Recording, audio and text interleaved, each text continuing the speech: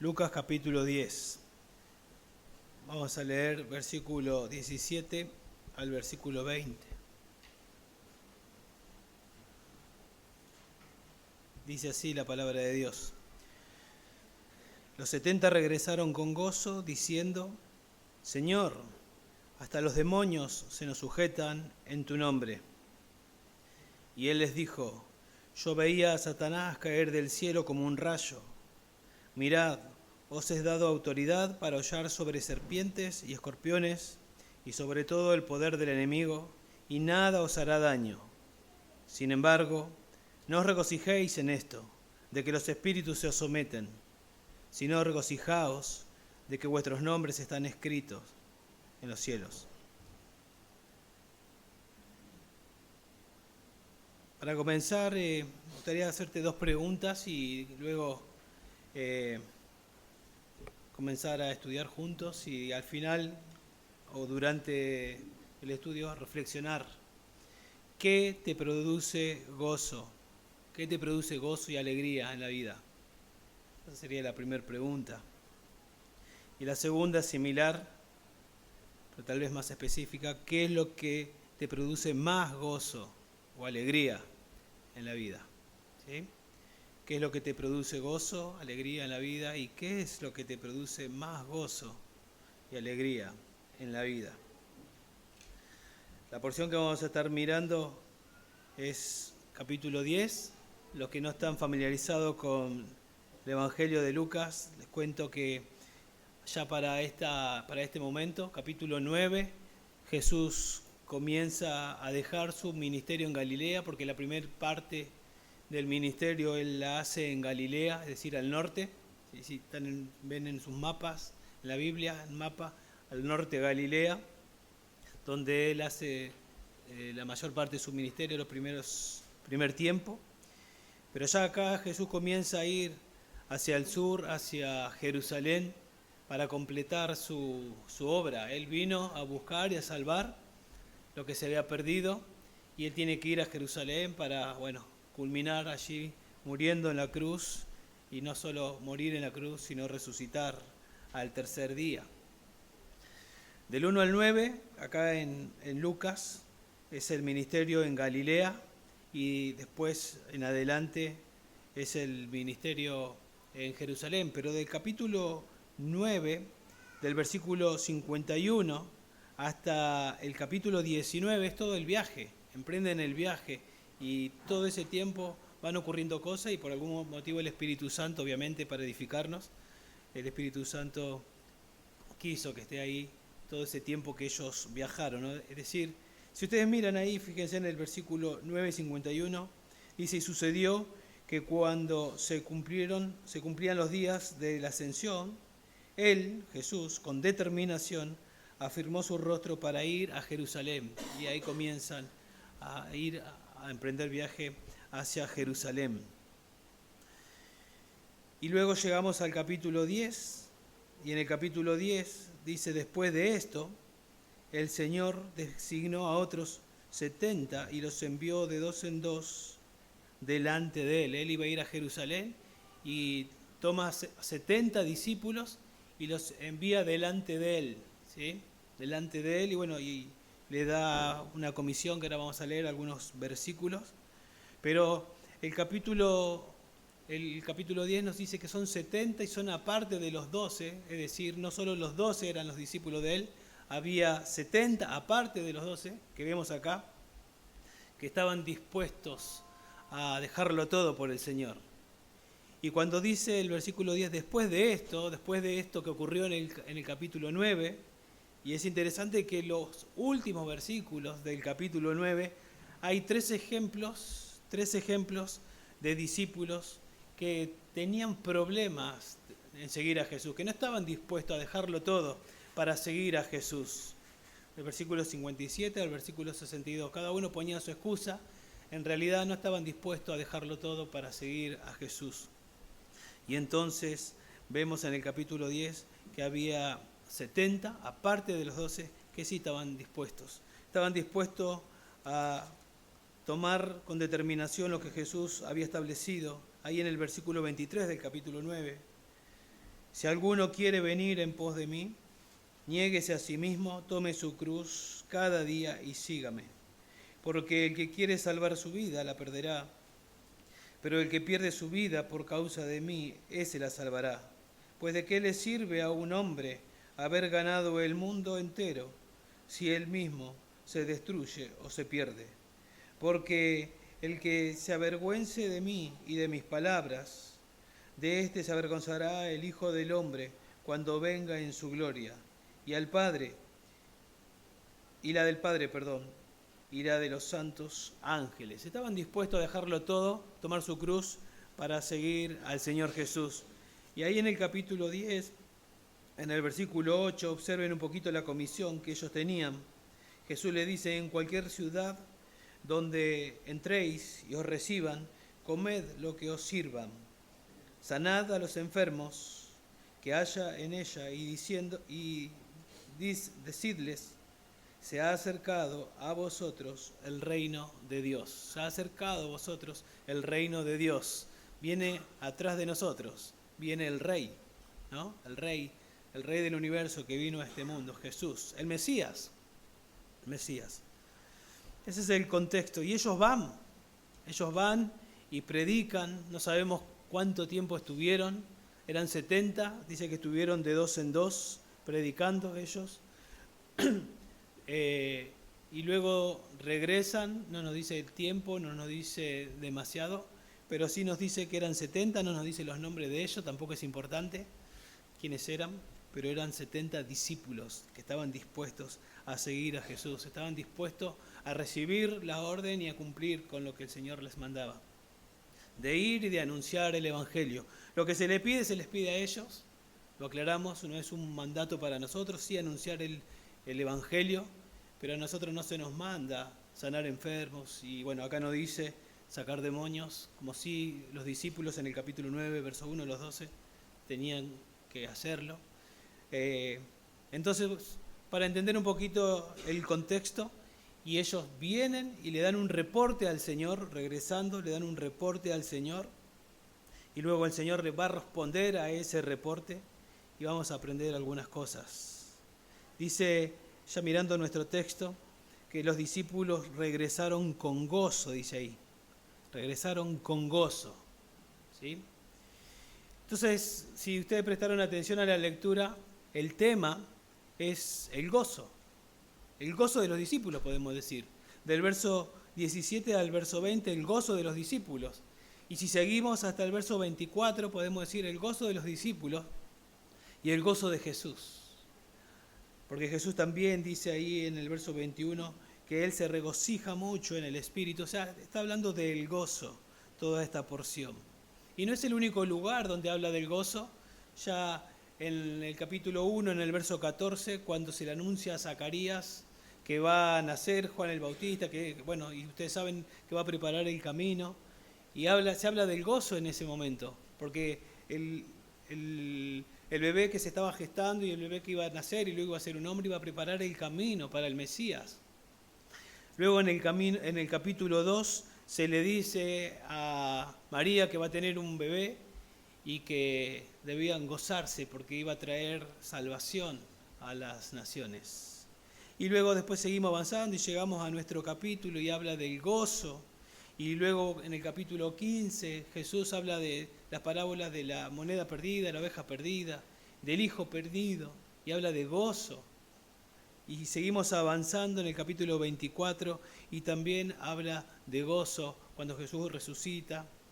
Y cuando leemos todos estos pasajes, todo ese gozo tiene que ver con la persona de Jesús, con la palabra de Jesús, con el reino de Jesús. Evidentemente, el gozo tiene que ver con la salvación. El gozo tiene que ver con la salvación. El gozo es una característica de la salvación. Al punto que un creyente amargado es una contradicción. ¿Sí? Es una contradicción. Puede pasar, ¿sí? Nos podemos amargar, pero la verdad es que la vida de un creyente se debe caracterizar por el gozo. ¿Sí? Y es algo que podemos perder. Es algo que podemos perder. Es algo también que nosotros no podemos como decíamos hoy a la mañana, tocar un botón y decir quiero tener gozo. Eso no lo podemos manipular nosotros. Es algo que podemos perder y es algo que se nos manda. La Biblia nos manda a tener gozo. Se nos dice que debemos estar gozosos. Es una orden ahí en 1 Tesalonicenses 5:16. En Filipenses capítulo 4, versículo 4, Pablo dice, regocijaos, mandato en el Señor, siempre os digo otra vez, regocijaos. Se nos manda a tener gozo. Y como les decía, es algo que nosotros no podemos manipular. Cerebro manda orden a la mano y yo puedo mover la mano, pero no puedo hacer eso con el gozo. Yo no me puedo levantar y decir, quiero tener gozo y tener gozo. Pero, gracias a Dios, la Biblia sí nos enseña que lo podemos buscar y nos dice dónde lo podemos encontrar a ese gozo. Vamos a ver en esta mañana 2 lecciones acerca del gozo que nos enseñan a poner en perspectiva el gozo en nuestra vida cristiana. 2 lecciones acerca del gozo que nos enseñan a poner en perspectiva el gozo en nuestra vida cristiana, a comparar el gozo, podemos decir, y juzgarlo con precisión, si estamos bien. La primera lección, verso 17 al verso 18, podemos decirlo de la siguiente manera. Es lícito que tengas gozo porque el Señor te está usando en el ministerio. Es lícito gozarte porque estás siendo un instrumento de Dios en el ministerio. ¿Sí? Que seas un instrumento de Dios. Dios te salvó y no te llevó directamente al cielo. Estamos aguardando que eso pase. Pero el Señor te salvó y mientras estamos en esta tierra tenemos un propósito y uno de esos propósitos es que el Señor nos use para su gloria. Entonces está bien que te goces por lo que haces para el Señor en el poder del Señor. De hecho, el Señor nos dio dones, dice la Biblia. Nos dio dones para servirle a Él, a cada uno según el don que ha recibido, ministro a los demás. Y después termina el versículo, eso es 1 Pedro 4:10. Y en el 4:11 termina diciendo que todo lo que hagamos tiene que ser para su gloria. Entonces está bien que nos gocemos en el Señor, ¿sí? En servir al Señor mediante su poder. O sea, Él nos salva y nos capacita para servirle. Y lo hacemos con gozo y nos gozamos cuando vemos resultados. Nos pone contento. Está bien que nos gocemos porque somos competentes, entendiendo, como dice Pablo, en 2 Corintios 3:4, Pablo dice, nuestra suficiencia o nuestra competencia viene del Señor. Somos competentes, pero no por nosotros mismos, sino nuestra competencia, nuestra suficiencia viene del Señor. Soy lo que soy por el Señor. Y Pablo se gozaba en ser un instrumento del Señor. Y acá los discípulos dicen que llegan con gozo. Nos preguntamos por qué tienen gozo ellos. Y ellos dan la razón del gozo. Fíjense que dice, hasta los demonios se nos sujetan en tu nombre. Esa es la razón por la que ellos tienen gozo. Los 70 regresaron con gozo diciendo, Señor, hasta los demonios se nos sujetan en tu nombre. Y uno puede pensar, ¿será que están orgullosos de lo que estaba pasando con ellos? ¿Sí? Cuando leemos algunos comentarios, algunos creen que acá el Señor está corrigiendo el orgullo de ellos. Puede ser, sí, puede ser, pero me costó ver eso, porque creo que cuando el Señor quiere corregir orgullo, ego, lo pone de una manera clara. ¿Se acuerdan cuando los 2 discípulos, apañados por su madre, le piden quién se va a sentar a la derecha, quién se va a sentar a la izquierda? Y luego los otros 10 se enojan porque lo primerearon. Entonces el Señor, tomando de eso, lo enseña de manera explícita y todos entendemos que le dice, ¿ustedes realmente quieren ser grandes? Porque eso era lo que ellos querían, ser grandes como el mundo ve a las personas grandes. Si quieren ser grandes, pero en el reino de Dios, ustedes tienen que ser siervos de todo. Realmente quieren ser grandes, tienen que servir, les dice. Y está muy clara la lección ahí, que el Señor ataca el orgullo, el egocentrismo de ellos. Y les da la razón, porque el Hijo del Hombre, ¿sí?, no vino a ser servido, sino a servir y a dar su vida en rescate por muchos. O sea, yo que soy el Rey del universo, yo no vine para ser servido, sino yo vine a servir. Y es el ejemplo a seguir, nuestro Señor. Muy claro. Bueno, acá parece que no está el Señor corrigiendo el orgullo, ¿sí? Ellos se dirigen a Jesús como Señor. Bueno, tenemos que ver eso. Creyentes, eran ellos creyentes, Señor, curios. Están reconociendo a Jesús como su amo. Él es el amo, Él es el que manda. De hecho, están volviendo de las órdenes que el Señor le había dado. Vayan, ¿sí?, a sanar, a anunciar el reino. Y ellos fueron y están volviendo, ¿sí? Ellos están sometidos al Señor. Y también dicen que ahí en el versículo 17, los 70 regresaron con gozo diciendo, Señor, hasta los demonios se nos sujetan. Y luego dice, en tu nombre. Ellos entienden que no estaba en ellos, que no era algo de ellos, que era una autoridad que tenían conferida del Señor. Se nos someten en tu nombre. Por ti, Señor, es que ha pasado esto. Y me suena muy parecido a lo que, si hubiese quedado ahí, los demonios se nos sujetan. Tal vez pensaríamos, parece que están orgullosos.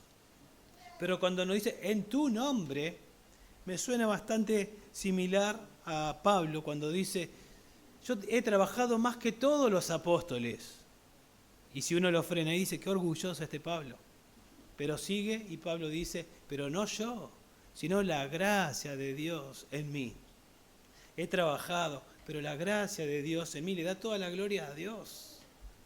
Bueno, me parece que es más parecido a esto. Lo hicieron porque estaban amparados por el Señor. Ningún ser humano tiene la fuerza, tiene el poder para decirle a los demonios que les obedezcan. Nadie. Ninguno. De hecho, hubo ahí en Hechos 19 algunos exorcistas que lo quisieron hacer y no les fue muy bien. Cuando se enfrentaron a los demonios, a un hombre que estaba endemoniado, el demonio habló a través del hombre y le dijo, a Jesús Nazareno conocemos, y a Pablo también, pero ustedes, ¿quién los conoce? ¿Sí? Porque no eran creyentes, no eran salvos. Y después le dio una paliza tremenda. ¿Sí? Entonces, ellos creo que están sometidos al Señor, están reconociendo que lo que hicieron, lo hicieron en el nombre del Señor, ¿sí? El pueblo judío creía, no era que era algo nuevo para ellos en el sentido de que creían, estaban aprendiendo acerca de demonios y Satanás. Los judíos creían en los demonios, creían en Satanás, y ellos entendían que el Mesías cuando venga tenía que someter a Satanás y a su demonio. Bueno, Génesis capítulo 3 habla de la simiente del Mesías que va a aplastar a la serpiente, que va a aplastar a Satanás. Y de hecho cuando el Mesías llega, una de las evidencias era que iba a someter a Satanás y a sus demonios. Y ellos lo estaban viendo. Pero acá son ellos van. Y ellos vuelven asombradísimos, emocionados por lo que Dios estaba haciendo a través de ellos, ¿sí?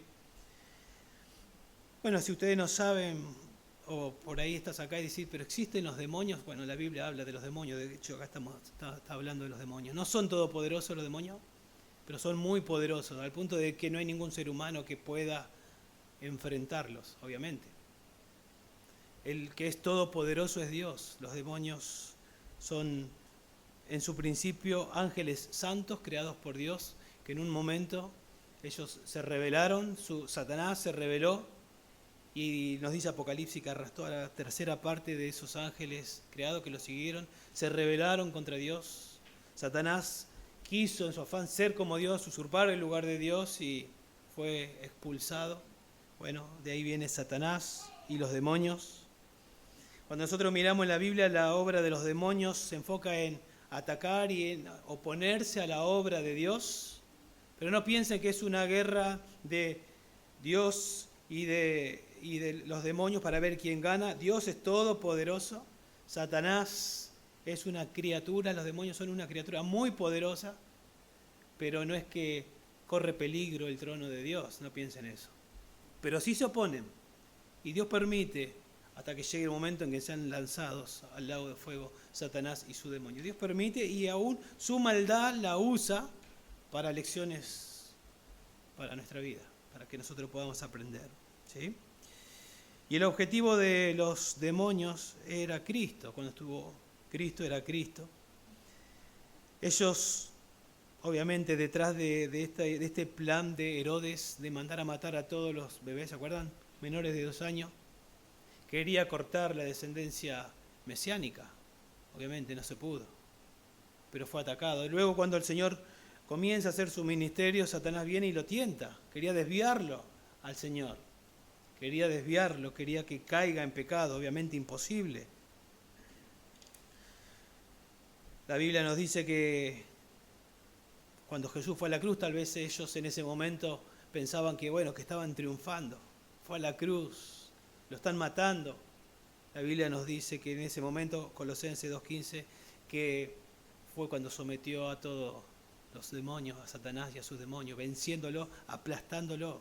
Fue herido en el calcañar, Jesús, pero Él lo está aplastando con su muerte, sepultura y resurrección, para sacar las armas del enemigo que tenía el poder de la muerte, en el sentido de que por la muerte, sepultura y resurrección de Cristo,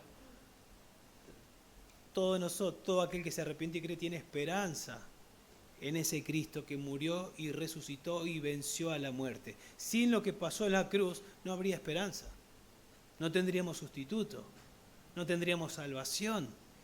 Llega la muerte y todos iríamos al infierno. Todos iríamos al infierno. Pero por lo que Cristo hizo en la cruz, nosotros y toda la humanidad tiene esperanza, si viene en arrepentimiento y fe a Cristo. Y pensando en los inconversos, o sea, los demonios y los inconversos, a quienes los 70 fueron a inconversos, a donde nosotros tenemos que ir también, ir y hacer discípulos de todas las naciones, tenemos que ir a las naciones. La Biblia dice que es el Dios de este siglo, que los tiene cegados para que no le resplandezca la luz del Evangelio. Dice que es el príncipe de este mundo. Algún día fuimos esclavos de ese príncipe. Ese era nuestro amo. Nos odiaba, nos odia, pero estábamos bajo Satanás. Y al igual que con los 12, Jesús le delega autoridad a los 70. Y como dice MacArthur, no está claro si fue por la autoridad delegada, como la tuvieron los apóstoles, o fue mediante el poder del Espíritu Santo en la predicación. Los demonios se sometían. Y ellos vienen asombradísimos. ¿Sí? Cuando nosotros vamos a predicar el Evangelio, se dio el anuncio, vamos a ir a predicar el Evangelio, vamos a ir a terreno del enemigo, vamos a ir a buscar esclavos. Nosotros no vemos lo que pasa, ¿no? Lo que ocurre, lo invisible, pero la Biblia nos enseña, y vamos a ir con un mensaje poderoso a sacar personas de las garras del enemigo, pero ese poder no está en nosotros, está en el mensaje del Evangelio, que es poder de Dios para salvación. Y cuando personas creen, Colosenses 1:13 nos dice que son trasladados del reino de Satanás al reino de su amado Hijo. Es como que se le arrebata un esclavo y se recupera uno para el reino de Dios. Eso es lo que ocurre, eso es lo que pasa.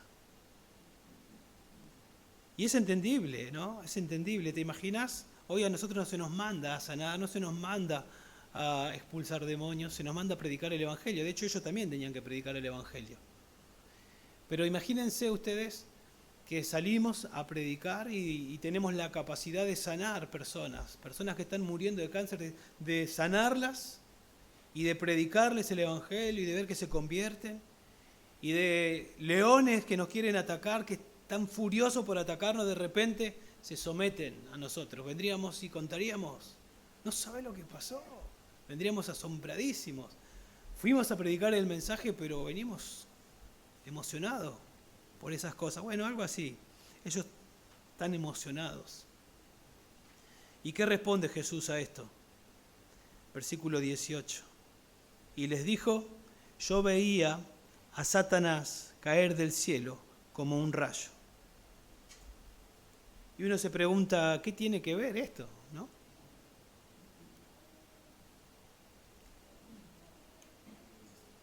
¿Por qué el Señor contesta de esta manera? Y Él les dijo, Jesús, yo veía a Satanás caer del cielo como un rayo. Bueno, y acá hay algunas interpretaciones, y después yo le digo lo que pienso y creo. Pero algunos piensan que Jesús está atacando el orgullo de los discípulos. Y por eso le sale diciéndole, Satanás cayó del cielo. ¿Y por qué cayó del cielo? Por su orgullo. Ojo, no sean orgullosos. Parece, ¿no? Tiene sentido, parece que puede ser.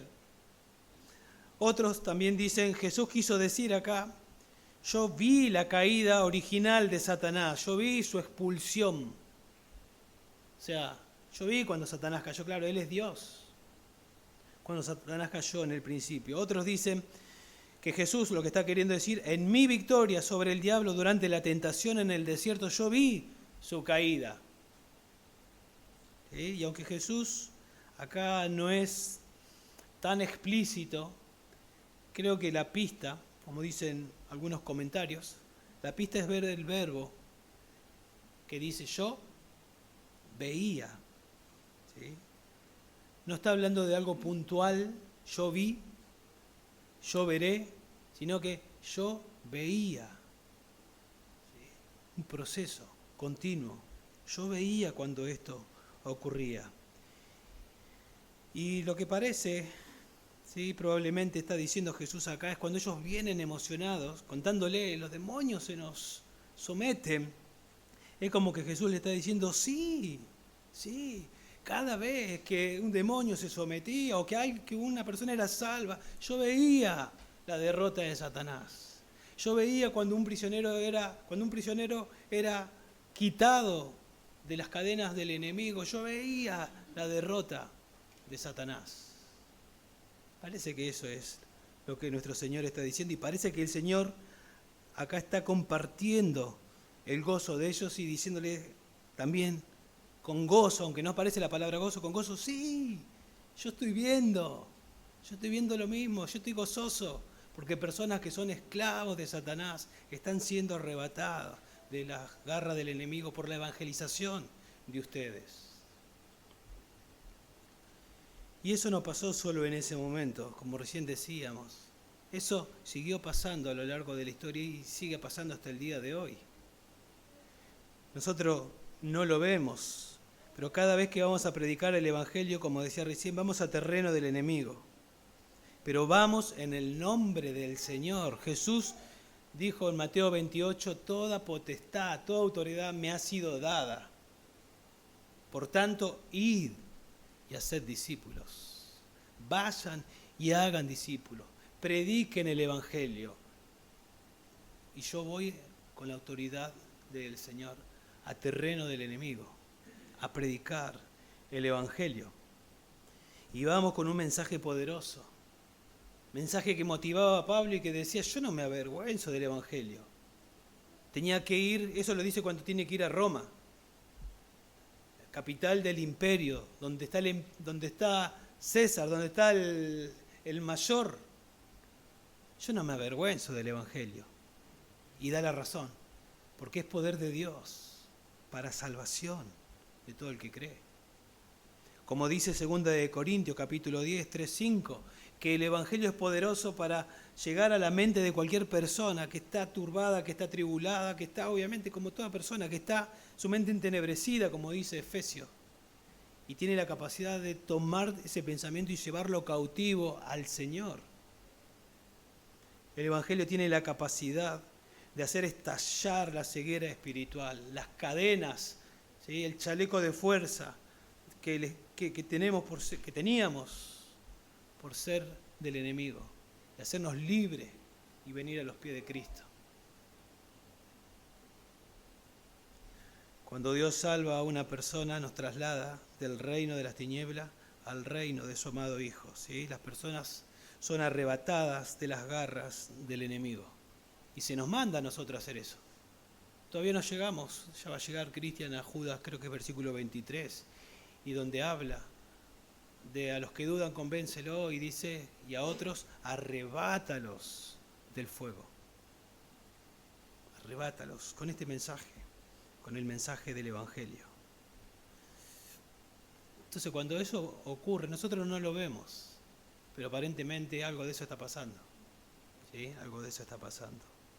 ¿Qué ocurre en el cielo? Bueno, Primera de Pedro nos dice que los ángeles están asombradísimos.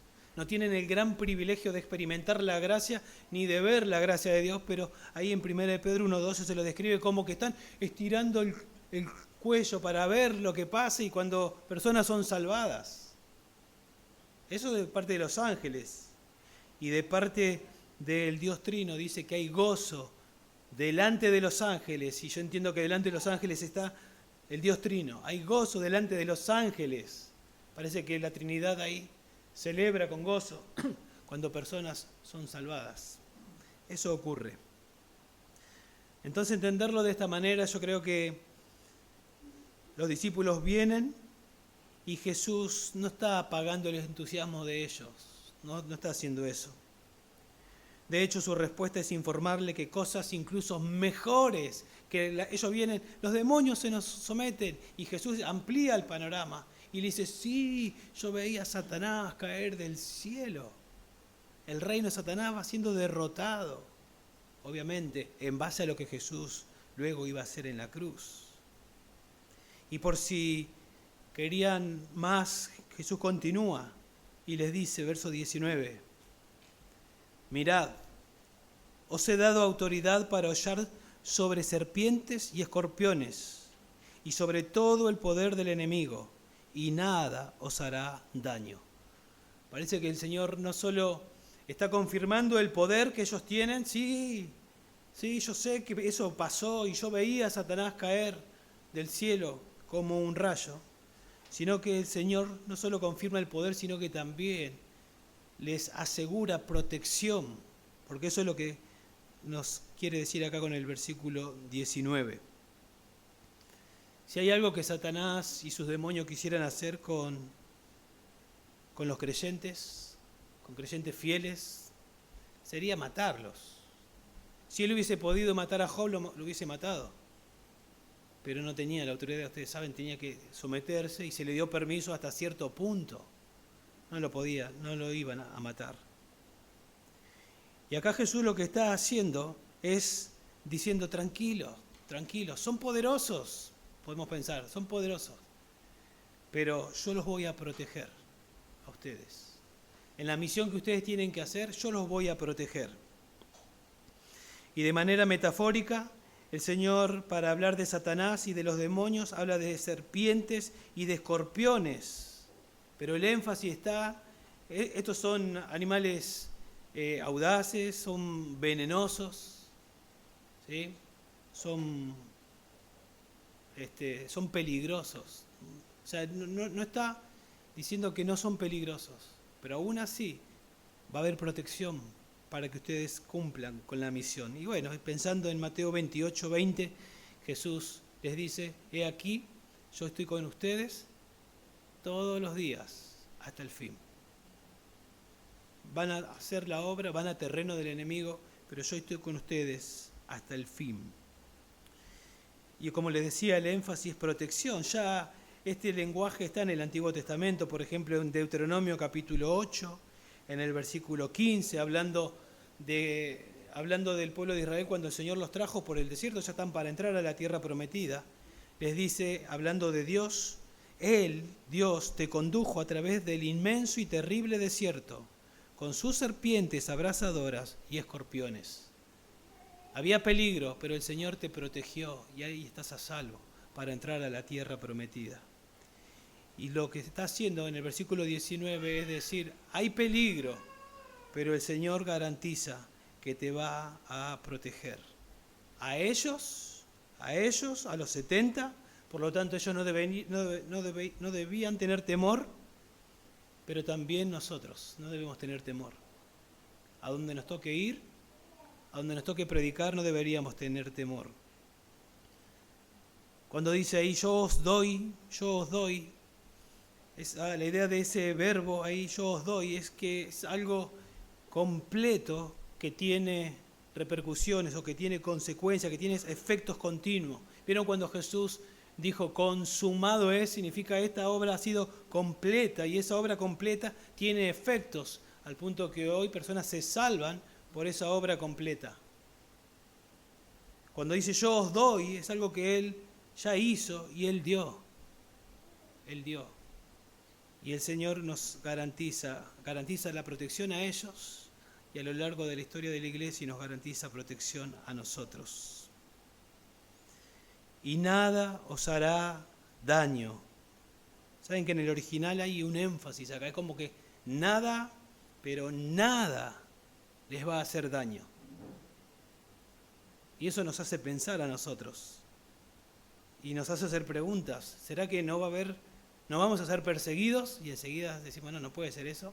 Porque el mismo Jesús, por ejemplo, en el Sermón del Monte dijo, gozaos cuando por mi causa sean perseguidos. Porque así persiguieron a lo largo de la historia a todos los profetas. Y no va a cambiar eso. Gócense porque van a ser perseguidos. No van a sufrir por causa del Evangelio. Bueno, Primera de Pedro. Es una carta donde los hermanos están sufriendo por causa del Evangelio. Y Pedro le dice que se regocijen, aunque si es necesario, por un poco de tiempo tengan que ser afligidos en diversas pruebas. Estaban sufriendo por causa del Evangelio. Entonces, ¿qué es esto de y nada os hará daño? Bueno, Mateo 10:28, Jesús dice, no temáis a los que matan el cuerpo, dando a entender que te pueden matar. Pero no pueden matar el alma. Más bien temed a aquel que pueda hacer perecer tanto el alma como el cuerpo en el infierno. Y pensando nosotros en los discípulos, por ejemplo, o en Pablo. Pablo murió martirizado, a Pablo le cortaron la cabeza, nos cuenta la historia. Le hicieron daño, pero él estaba tranquilo, porque ahí en segunda de Timoteo, cuando él sabe que le queda poco tiempo y lo van a matar, él dice, el tiempo de mi partida está cercano, yo ya estoy listo para emprender viaje con el Señor, paz, tranquilidad. Me van a matar el cuerpo, pero no me van a sacar la salvación, porque la salvación es segura. Pensando en los 11 apóstoles, menos Juan, todos murieron también aparentemente martirizados, sufrieron. Y en la lectura bíblica se leyó Romanos 8, del 28 al 39, donde se nos muestra que la salvación es segurísima, que nos puede persecución, espada, esto, aquello, lo alto, lo profundo. O sea, no hay nada que nos pueda separar del amor que es en Cristo Jesús. Nada nos puede separar del amor. Y parece que tiene sentido porque después en el verso 20 habla de que sus nombres están inscritos en el cielo. O sea, está escrito, nadie puede borrar esos nombres. Entonces es lícito tener gozo porque estamos siendo usados por el Señor, es lícito. Es lícito que nos gocemos porque estamos siendo instrumentos para la salvación de otros, es lícito.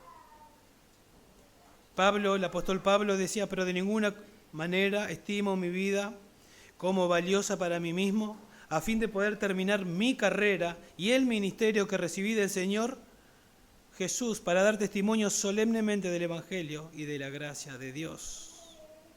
Filipenses 4:1, escuchen lo que decía Pablo, hermanos míos, amados y añorados, gozo y corona mía, ustedes, gozo y corona mía, estad firmes en el Señor, amado. Pablo, las personas que eran salvas eran su gozo. Primera Tesalonicenses 2:19, porque ¿quién es nuestra esperanza, o gozo, o corona de gloria? ¿No lo sois vosotros en la presencia de nuestro Señor Jesús en su venida? Pues vosotros sois nuestra gloria y nuestro gozo, decía Pablo de los creyentes. se gozaba en la salvación de almas. Y suena raro que Jesús le diga a Pablo, no te goces en eso. ¿No? No te goces en eso. Pablo se gozaba en ser un instrumento del Señor. Yo he trabajado, pero no yo, sino la gracia de Dios en mí. Entonces, lo que vemos acá en el capítulo 10, versos 17 al 18, es un grupo de 70 que fueron a la misión, que el Señor les encomendó y vuelven con este reporte. Estuvieron dispuestos a ir como corderos en medio de lobos. Sabían que iba a haber peligro porque el Señor se lo anticipa. Ellos van, ellos anuncian el Evangelio, anuncian que el reino se ha acercado.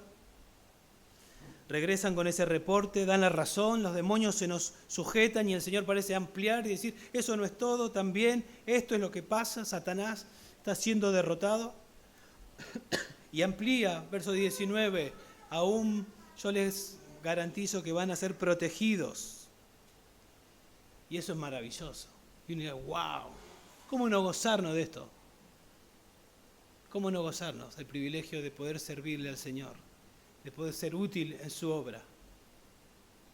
¿Sí? Pero fíjense cómo empieza el versículo 20. Sin embargo, y esa es la lección 2. Ahí comienza la lección 2. Es mejor, y esta es la lección 2, es mejor, si bien es lícito que te goces porque el Señor te usa, es mejor que el gozo sea porque tu nombre está escrito en los cielos. Si bien es lícito gozarte, es mejor que te goces en que tu nombre está escrito en el cielo. Sin embargo, no os regocijéis en esto, de que los espíritus se os sometan, sino regocijaos de que vuestros nombres están escritos en los cielos. Como que el Señor dice, por lo dicho, ¿sí? O sea, lo que ustedes experimentaron, excelente, buenísimo, pero esto debe ser el fundamento de su gozo. ¿Sí? Esto debe ser en lo que ustedes se deben regocijar. Este gozo es más esencial. Este gozo es más profundo, podemos decir, más duradero. Es el gozo que le da forma al otro gozo o a los diferentes gozos en la vida cristiana. Gozarme en la salvación. Pensar en que soy salvo. Es como que el Señor le está diciendo, por emocionante que pueda ser usado por Dios en el ministerio, hay un placer mayor que ese. Hay un placer mayor que ese. Es el fundamento de todo lo demás. Yo pensaba en Pablo, que recién decíamos que se gozaba en los creyentes. Se gozaba en el ministerio, honraba su ministerio. ¿Qué motivaba a Pablo para hacer el ministerio? Pablo nos dice en 2 de Corintios 5:14, el amor de Cristo me constriñe. El amor de Cristo me empuja. El amor de Cristo, cuando está hablando del amor de Cristo, lo que Cristo hizo en la cruz para salvarme a mí, para que mi nombre esté escrito en el cielo. Lo que Cristo hizo por mí, eso me derrite y no me deja pasivo, me impulsa. Entonces podemos pensar que Pablo tenía gozo porque personas eran salvas, pero el fundamento de su gozo era pensar y no sacar de su mente que sin merecerlo, Dios le había salvado a él. ¿Quién soy yo para que Él me salve? Bueno, en 1 Timoteo capítulo 1, verso 12, hablando de su ministerio, fíjense cómo podemos percibir lo que recién les dije. Pablo dice así, doy gracias a Cristo Jesús, nuestro Señor, que me ha fortalecido porque me tuvo por fiel, poniéndome en el ministerio. Yo agradezco a Dios porque me puso en el ministerio. Y ahora fíjense lo que dice, aún habiendo sido yo antes blasfemo, perseguidor, agresor, sin embargo se me mostró misericordia, porque lo hice por ignorancia en mi incredulidad. Pero la gracia de nuestro Señor fue más abundante con la fe y el amor que se hallan en Cristo Jesús. Yo perseguía a la iglesia. Yo odiaba a la iglesia. ¿Quién odia a Cristo, a los creyentes? ¿Quién odia? Satanás y sus demonios. Pablo nos está diciendo, yo odiaba a la iglesia. ¿Quién era su capitán? Y él dice, y ahora yo estoy en el ministerio del Señor, habiendo yo sido antes blasfemo, perseguidor, injuriador. ¡Wow! Dice Pablo. Palabra fiel y digna de ser aceptada por todos. Cristo Jesús vino al mundo para salvar a los pecadores, entre los cuales yo soy el primero, dice Pablo. ¿Notan el asombro de Pablo? ¿Se dan cuenta del gozo de Pablo? La cruz. Y eso motivaba a las demás cosas. Sin embargo, por esto hallé misericordia, para que en mí, como el primero, Jesucristo demostrara toda su paciencia como un ejemplo para los que habrían de creer en Él para vida eterna. Y termina diciendo, por tanto, al Rey eterno, inmortal, invisible, único Dios, a Él sea honor y gloria por los siglos de los siglos. Amén. Toda la gloria sea al Señor. Entonces, ¿está Jesús reprendiendo todo gozo en el ministerio? La respuesta es, obviamente, creo yo, no. Pero podemos decir, habiendo explicado esto, que Jesús tal vez está reprendiendo el gozo en el ministerio que eclipse el gozo en Él, en la salvación, porque la salvación está en Él. Entonces, cuando te regocijas por resultados en el ministerio, que está bien, dijimos que es lícito, dice John Piper, que sea de tal manera que la gente diga su verdadero gozo es la salvación que está en Cristo. Que pueda ser notable, que cuando vos te goces por los resultados del ministerio, que todos puedan ver tu amor a Cristo, como Pablo, yo vivo así porque el amor de Cristo me constriñe, me empuja. Él es la fuente de mi gozo. Y claro que me gozo en todo lo que Él hace, pero mi gozo está fundamentado en algo que es inquebrantable. El ministerio puede fluctuar, ¿no? Hoy puede haber éxito, mañana no puede ser que no haya éxito. Hablando en palabras que nosotros entendemos. ¿Y qué va a pasar si mi gozo está fundamentado en el éxito? Hoy tengo gozo, porque la iglesia está llena. Pero la iglesia se empieza a vaciar y se empiezan a ir, ¿y qué va a pasar con mi gozo? Pero si mi gozo es el Señor, ¿no? Si mi gozo es que Él me salvó a mí cuando yo no lo merecía, voy a tener gozo en el éxito y voy a tener gozo en el fracaso. Yo pensaba, ¿no? Si en el cielo me le acerco a Pablo, cuando estés en el cielo me le acerco a Pablo y digo, qué hombre de Dios que fuiste. ¿Cuántos frutos? Ahí yo leí la Biblia, el Nuevo Testamento, ¿cuántos frutos? Parecías incansable, Pablo. ¿Dónde sacaba la fuerza? ¿Cómo hacías? Aun cuando te apedreaban y te maltrataban y finalmente te mataron, siempre con gozo. ¿Cuál sería la respuesta de Pablo? Desde el día que entendí que Cristo murió por mí, para salvarme a mí, cuando yo no lo buscaba, cuando yo lo odiaba con todas mis fuerzas, y Él me salvó, no pude contenerme más. Y cada día viví para Él. Cada día viví para Él.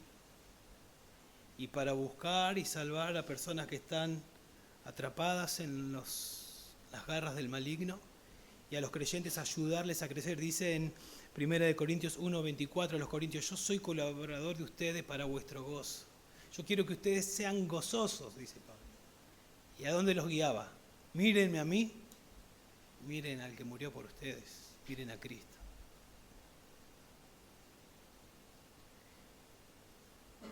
Y después pensaba, ¿y si me encuentro con el ladrón que a último momento fue salvo en la cruz?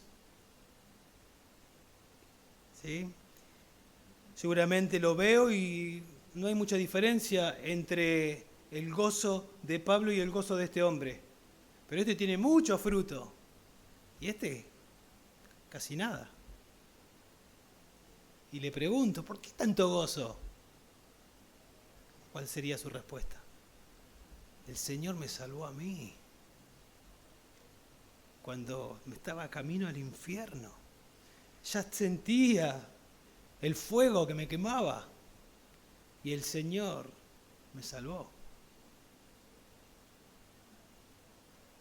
Saben que este texto, esta porción la quise estudiar porque hace varios años atrás, creo que por allá, por el 2008, 2009, un momento un poquito complicado de nuestra vida, de venir predicando, de venir enseñando domingo tras domingo tras domingo. De repente se terminó por un lapso de tiempo de todo eso, por algunos inconvenientes en otra iglesia.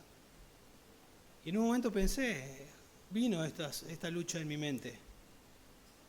Y haciendo el devocional, Dios me guió a este versículo. Y lo que me llamó la atención fue el versículo 20, como diciendo, ¿te estás gozando? ¿Estás extrañando el ministerio? Pero te tenés que gozar en algo mayor que eso. Tu nombre está escrito en el cielo. Y fue como que el Señor me levantó. Y por ese versículo quise volver y estudiar más el versículo 17 hasta el versículo 20.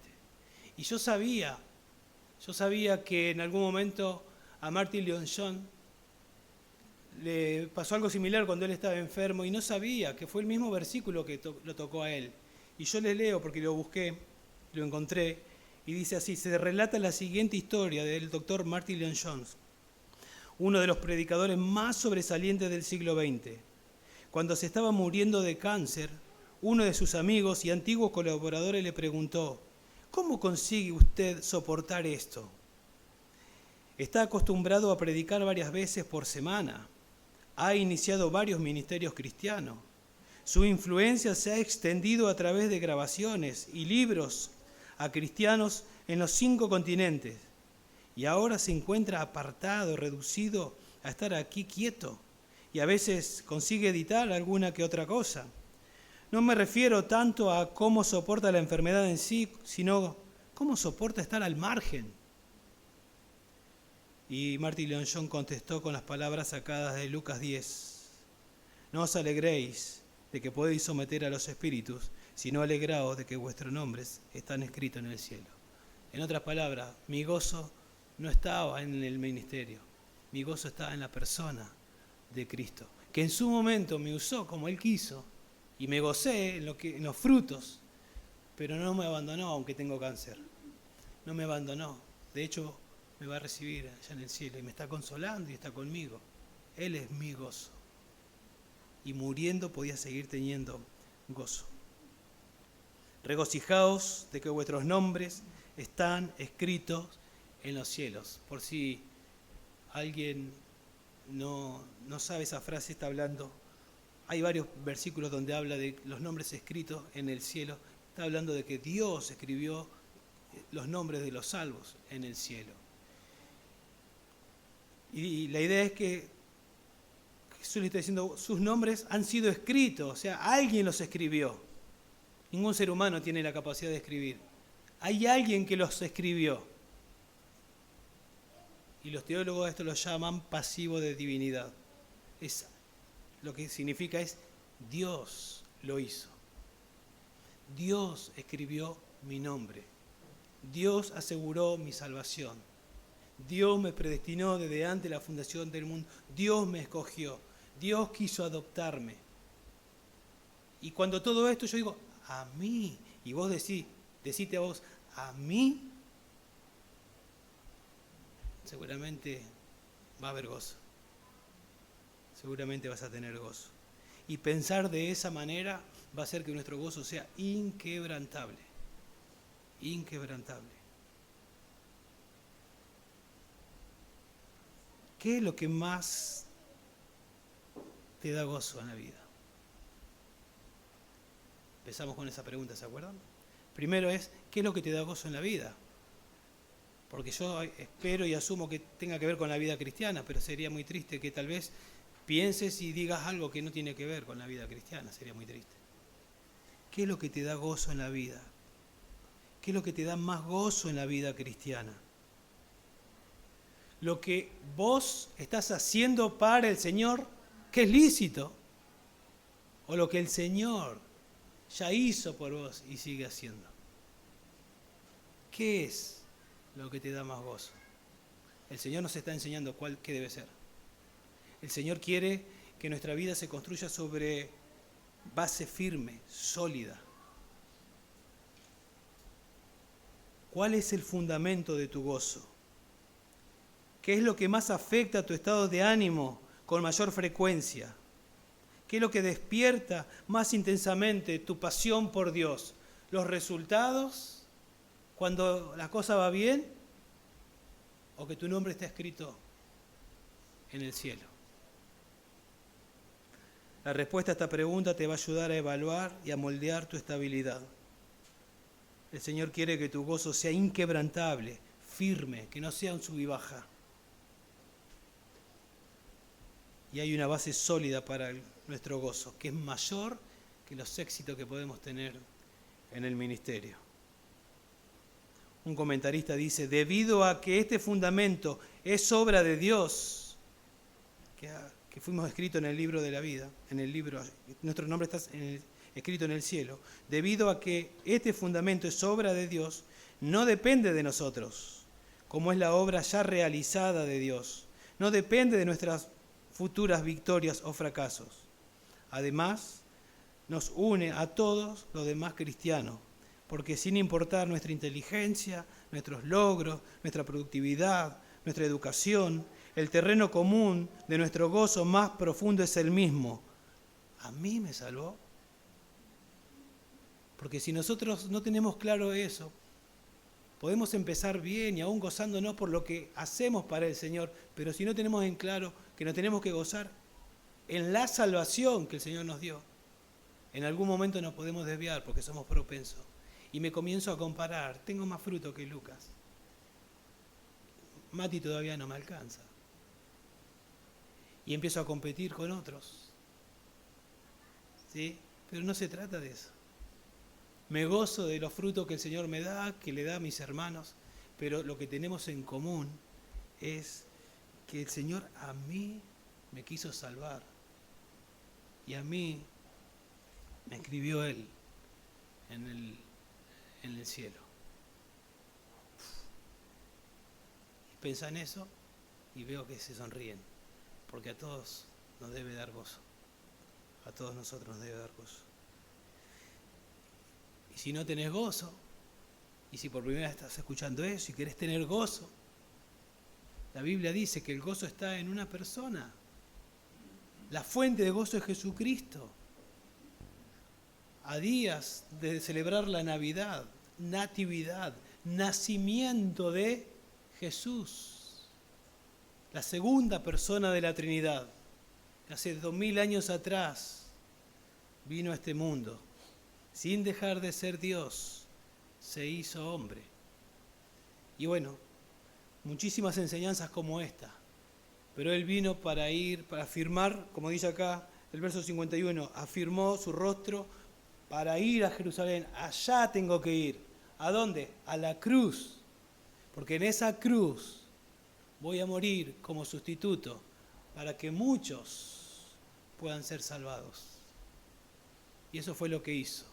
Él nació para morir en esa cruz por tus pecados, para que no los tengas que pagar en el infierno, para que te arrepientas de tu pecado y creas que Jesús los pagó todo, y para que humillado vengas y le digas gracias, Señor, yo creo que moriste por mí, estoy arrepentido, creo que moriste por mí, sálvame. Y tu corazón se va a inundar de gozo. Eso es lo que tenemos que hacer. Y los que ya somos creyentes, pensemos mucho. ¿Qué es lo que nos da gozo? ¿Y qué es lo que causa más gozo en nuestra vida? El Señor nos dijo, esto debe ser. Que el Señor nos ayude y que sea una enseñanza para toda nuestra vida. Señor, te damos gracias por tu palabra. Gracias por enseñarnos, por mostrarnos, Señor, cómo poder tener gozo de manera correcta, lícita, y aún cómo poder cimentar y fundamentar el gozo, Dios, en nuestras vidas. Ayúdanos, por favor, Dios, a pensar, a meditar. Queremos ser personas llenas de gozo. Señor, no queremos ser amargados. No queremos que nuestra vida se caracterice porque somos amargados, Dios. Porque eso, por lo aprendido hoy, es una evidencia de que no estoy meditando en la salvación. Porque si medito en la salvación, Señor, eso me debería llenar de gozo.